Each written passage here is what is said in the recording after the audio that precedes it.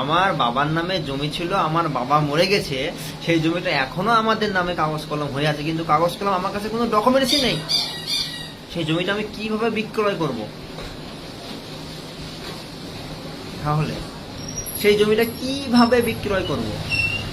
যদি আপনি কোনো ডকুমেন্টসই খুঁজে না পান, তাহলে আপনার এলাকার যারা ল্যান্ড সার্ভেয়ার বা আমিন বলা হয়, যেমন আমরা, তেমনি আপন আপন গ্রামের যে ল্যান্ড সার্ভেয়ার আছে, তাদের মাধ্যমে মৌজার একটা নকশা আছে।